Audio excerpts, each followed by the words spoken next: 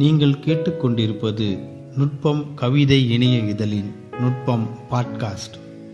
கவிதைகள் ரவி அல்லது வாசிப்பது கபிலன்.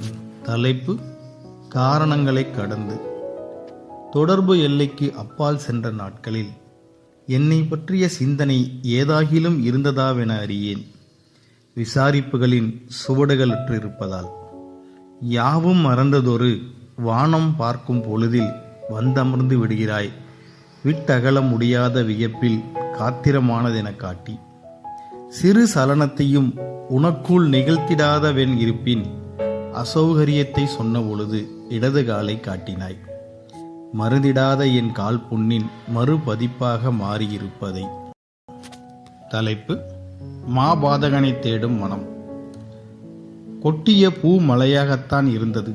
பேசி முடித்த பிறகும் வாசனைகள் வீசும் அவரின் சொற்களை ஒவ்வொன்றாக பார்க்கும் பொழுது சற்றேறக்குறைய என் நிகழ்வொத்த அன்றைய நாளினை அவர் மகிழ்வுடன் சொன்னார்.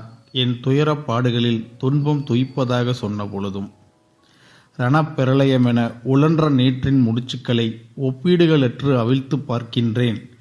அநேக அற்புதங்களை காணாத பொழுதும் நிகழ்ந்தேறி இருப்பதை.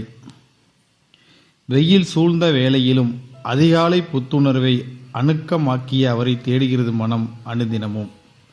சாத்தியமாக்கிய இத்தருணத்தைப் போல சாத்தியமாகும் நாளையும் என பிரயாணத்தில் பிதற்றிப் போன மாபாதகனை எங்கு தேடுவேன் இம்மனித கூட்டத்தில்?